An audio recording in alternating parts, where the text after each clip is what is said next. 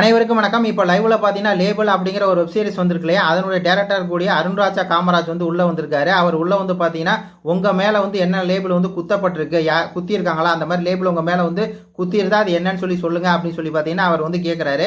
எல்லாருமே வந்து பார்த்தீங்கன்னா ஒரு விஷயத்த வந்து சொல்லிட்டு இருக்காங்க. அந்த நேரத்தில் கூல் சைஸ் வந்து பார்த்தீங்கன்னா கொஞ்சம் ஓவரா வந்து பேசிட்டாரு. அப்போதைக்கு வந்து பார்த்தீங்கன்னா டேரக்டர் வந்து அப்படியே காரி ஒரு பக்கம் கூல் சைஸ் மூஞ்சிலே வந்து துப்பி இருக்காரு. அது என்னன்னு சொல்லி பார்க்கலாம்.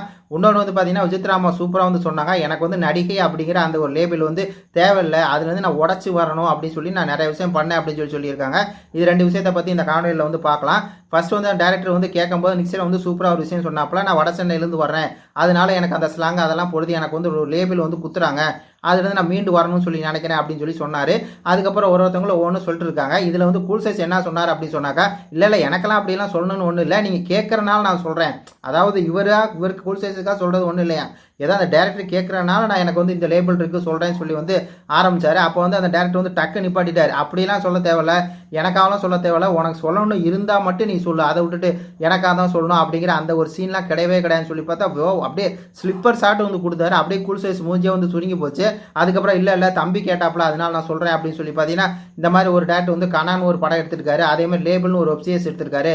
அவரை நான் வந்து வாய்ப்பு கேட்டேன், அவர் வந்து எனக்கு கொடுக்கல அப்படிங்கிற மாதிரி பார்த்தீங்கன்னா அவரே வந்து சார்ஜ் பண்ணுறாரு. அவரே வந்து பார்த்தீங்கன்னா ஒரு மாதிரி பேசினார். அதுக்கு வந்து பார்த்தீங்கன்னா இவர் வந்து விட்டு வைக்கல, உனக்கெல்லாம் வந்து சான்ஸ் கொடுக்க முடியாது, என் கதைக்கு வந்து யார் தேவையோ அவங்கள தான் நான் கூப்பிடுவேன் அப்படின்னு சொல்லி திருப்பி வந்து பார்த்தீங்கன்னா காரியில் மூஞ்சி வந்து துப்புன மாதிரி இருந்துச்சு. வேற லெவல் சம்பவம். இந்த கூல் சைஸ் மாதிரி ஒரு அடங்கா பிடாரிக்கு வந்து வாய்ப்பே கிடைக்காத காரணம் இப்படி தான் ஓவரா வாய், ஏதோ நீங்கள் கேட்குறீங்க அப்படிங்கிறதுக்காக சொல்கிறேன் அப்படிங்கிறதெல்லாம் வந்து என்ன மாதிரியான ஒரு விஷயம் சொல்லி பார்த்துங்க. அதுக்கப்புறம் விசித்ராமா கேட்கும்போது அவங்க சொன்னாங்க, இந்த மாதிரி வந்து 90s எனக்கு வந்து ஒரு முத்திரை இருந்துச்சு, நான் வந்து இந்த மாதிரி கிளாமர் ஆர்டிஸ்ட்டு, கிளாமர் நடிகை அப்படின்னு சொல்லி அதுலேருந்து நான் மீண்டு வர்றதுக்கே வந்து பார்த்தா எனக்கு ரொம்ப ஒரு போராட்டமாக இருந்துச்சு.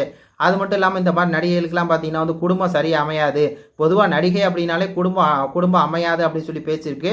அதுலேருந்து நான் கொஞ்சம் கொஞ்சமாக மீண்டு வந்து நான் ஒரு குடும்பத்தை வந்து அமைச்சிக்கிறதுக்கு நான் மிகப்பெரிய ஒரு போராட்டம் பண்ணேன். இந்த பிக் பாஸ் நிகழ்ச்சிக்கு நான் வர்றதுக்கு மெயின் காரணமே வந்து பார்த்தீங்கன்னா அந்த நடிகை அப்படிங்கிற அந்த டேக்கை வந்து நான் வந்து அழிக்கிறதுக்கு தான் வந்தேன் அப்படிங்கிற மாதிரி சொன்னாங்க. அது இப்போதைக்கு வந்து பார்த்தீங்கன்னா கொஞ்சம் அழிஞ்சிருச்சு. ஏன்னா எல்லாரும் மக்கள் பார்த்தீங்கன்னா விசித்ரா அம்மா அப்படின்னு சொல்லி கூப்பிட்றாங்க. அது வந்து எனக்கு ரொம்பவே ஒரு பெருமையாக இருந்துச்சு அப்படிங்கிற மாதிரி சொன்னாங்க. அது மட்டும் இல்லாமல் நீ வந்து ரொம்ப குண்டாக இருக்க, வெயிட்டு போட்ட, அதனால் நீ வந்து ஒரு 20 கிலோ வந்து குறைச்சிட்டு போன அப்படின்னா பழைய ஃபிகர் வந்து வந்துடும், அப்போ பழைய ஃபிகரோட போனேன் அப்படின்னா உனக்கு நல்ல ஒரு மக்கள் வந்து ஒரு வரவேற்பு கொடுப்பாங்க அப்படிங்கிற மாதிரி சொன்னாங்க. ஆனால் நான் வந்து அதை பண்ணவே இல்லை, நான் எப்படி இருக்கணும் அப்படி தான் என்னை மக்கள் வந்து பார்க்கணும், என் கேட்டு தான் பார்க்கணும் அப்படிங்கிறனால நான் வந்து பார்த்தீங்கன்னா உடம்பை குறைக்காமல் எப்படி நான் இருக்கணும் அப்படியே நான் வந்தேன். அந்த மாதிரி லேபிள்களெல்லாம் பார்த்தீங்கன்னா நான் வந்து உடச்சிருக்கேன். நடிகைங்கிற லேபிள் வந்து எனக்கு தேவை கிடையாது, அதே மாதிரி என்னுடைய கேரக்டர் என்னுடைய உருவம் இதுதான் அப்படிங்கிற அந்த ஒரு விஷயத்தை வந்து நான் மாற்றணும்னு சொல்லி வந்தேன் அப்படின்னு சொன்னாங்க. உங்களுக்கு புரியுன்னு நினைக்கிறேன். அவங்க கிளாமர் ஆர்டிஸ்ட்னால அந்த உடம்பு ரீதியாக அந்த பிரச்சனையெல்லாம் இருக்குல்ல, அதெல்லாம் வந்து சொல்லி வந்து சூப்பராக சொன்னாங்க.